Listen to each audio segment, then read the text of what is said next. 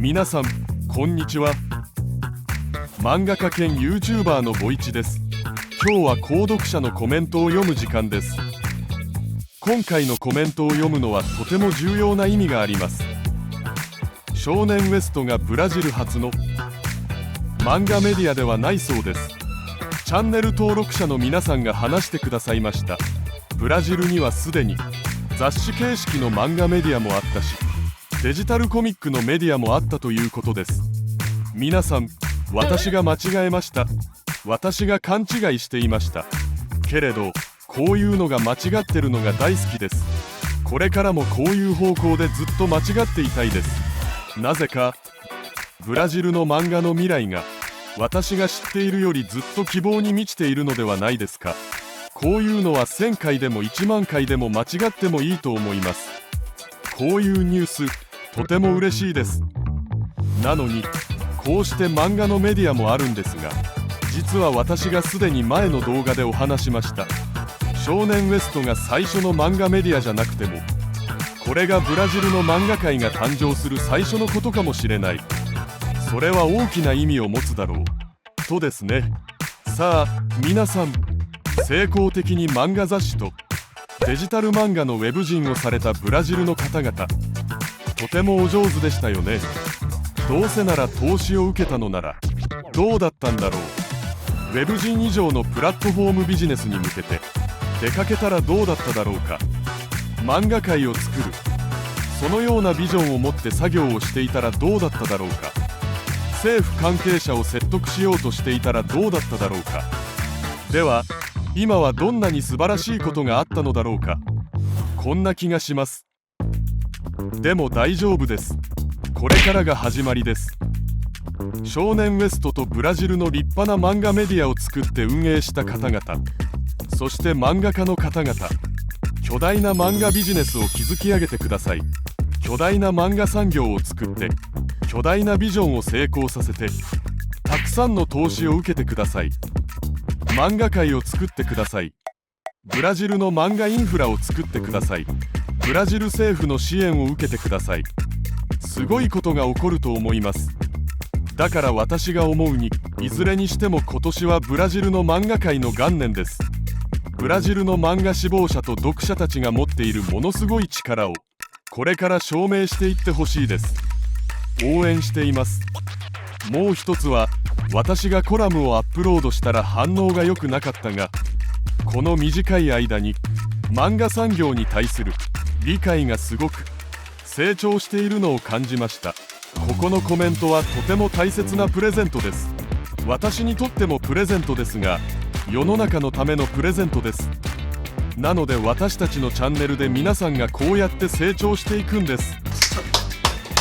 皆さんの考えが深まって漫画産業に対する理解が豊かになり、未来に対するビジョンを持って始めるというのが本当に素晴らしいことだと思います。それでは以前のコメントから読んでみます。私はベネズエラに住んでいます。そして信じてください。ここで簡単なことはありません。私は数ヶ月後には40歳になるんですが、先生が年齢について悩む必要がないと言ってくれたので、とても感謝していて、遅くないという勇気が出ました。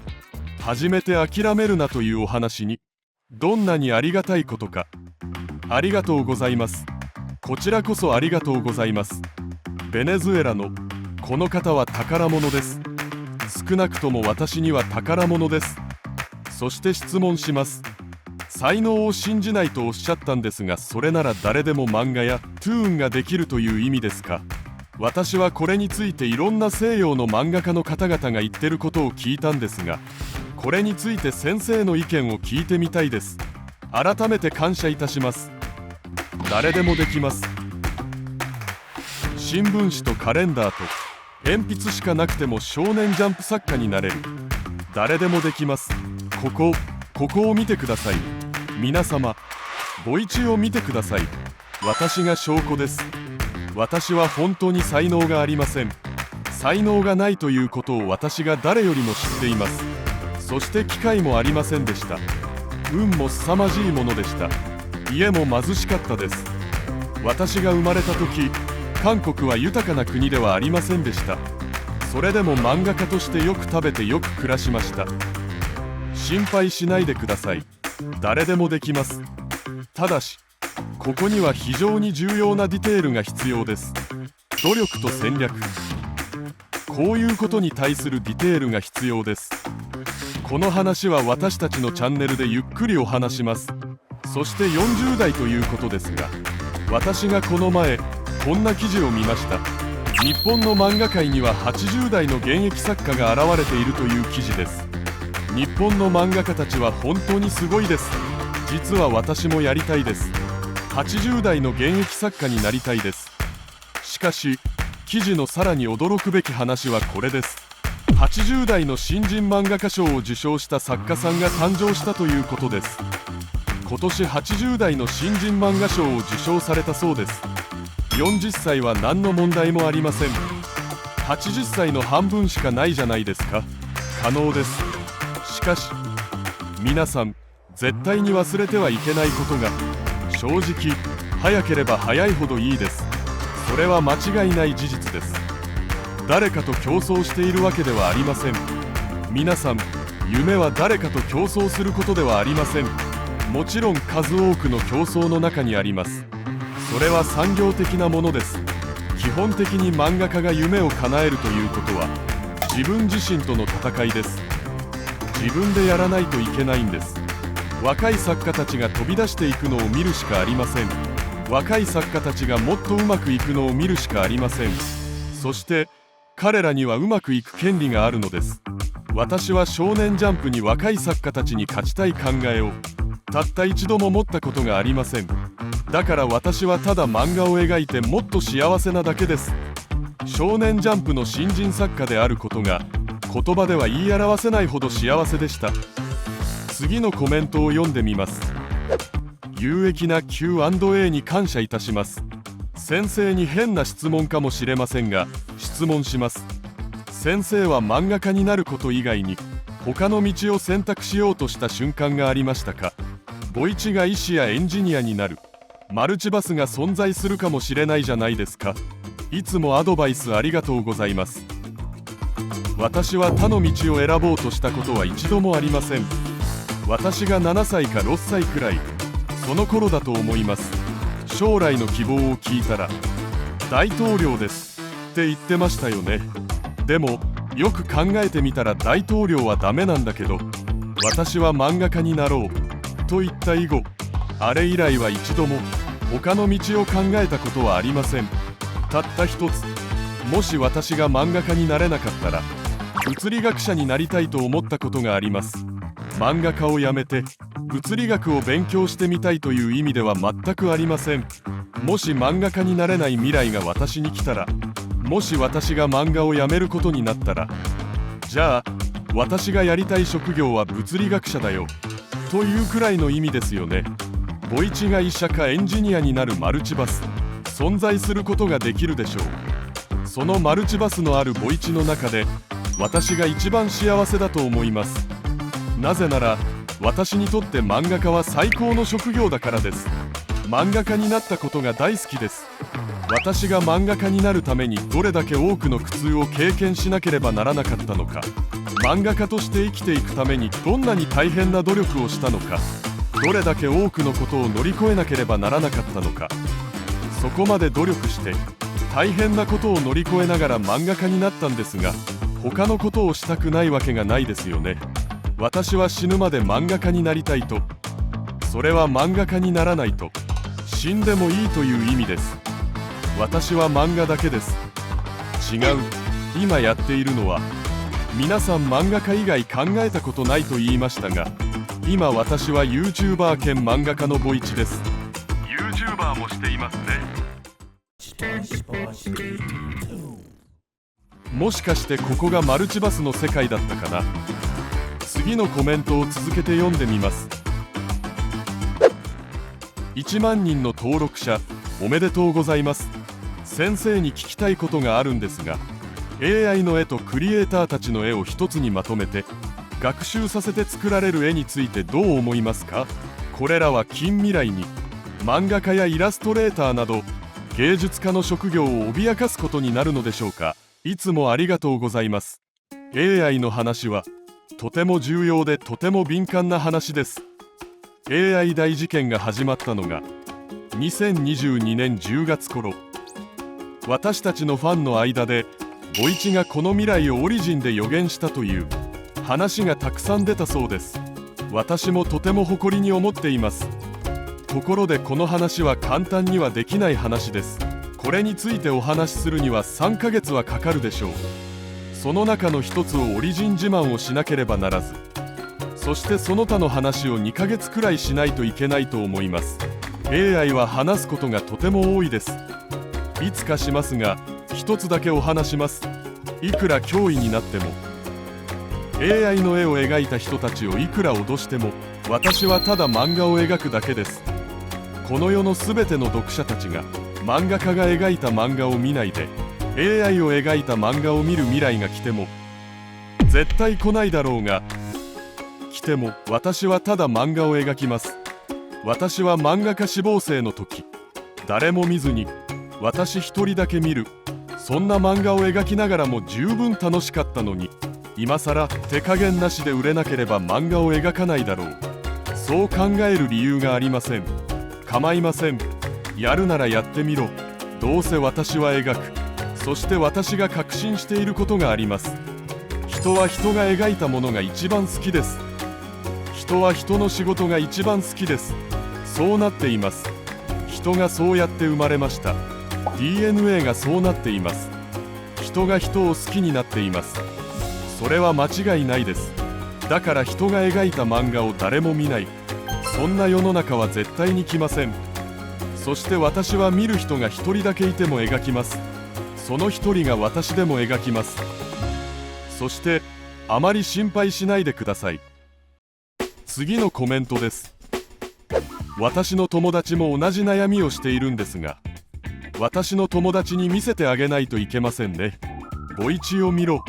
彼があなたの秘密兵器だって。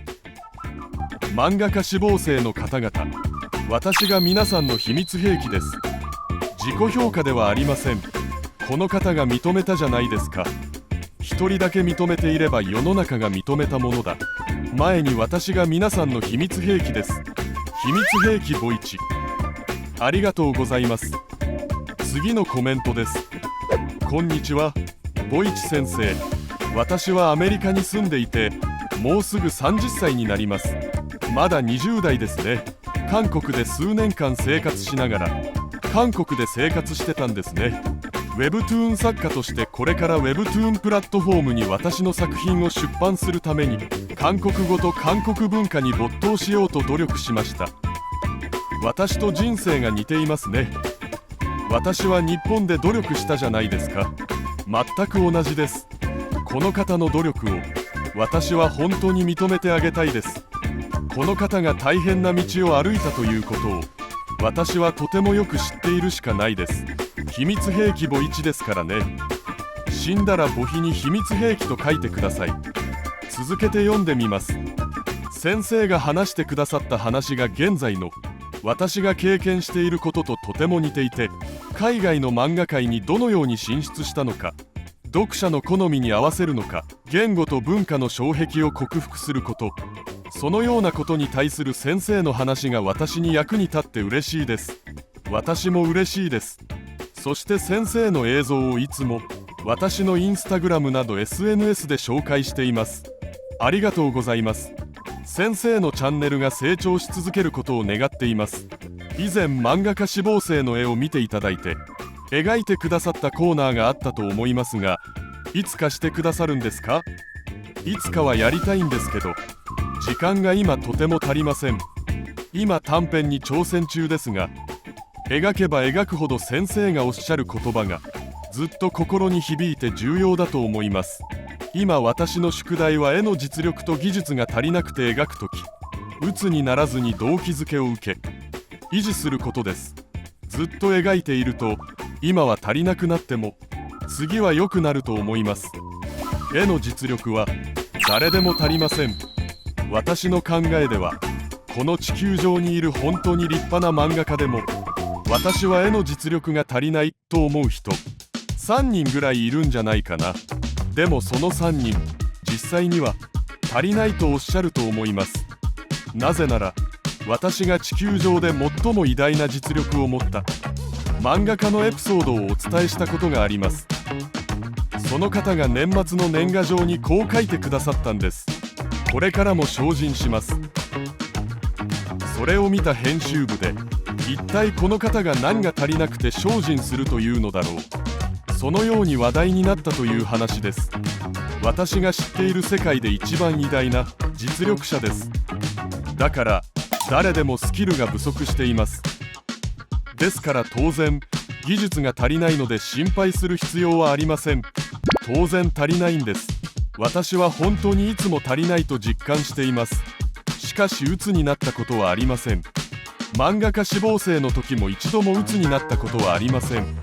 ものすごく実力が足りなかったし、ずっと投稿したのに落ちたのが辛かったですが、実力不足で鬱になったことはありませんでした。なぜなら実力が足りないのは当然のことですから。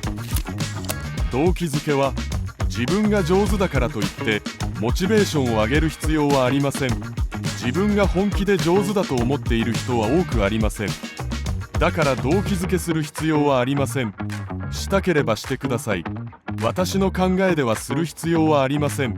ただ描く楽しみ、漫画を作る楽しみ、 AI が支配した世の中でも誰も見なければ私が作って私が見る楽しみ、創作そのものの楽しみ、そこに動機を与えてはどうでしょうか。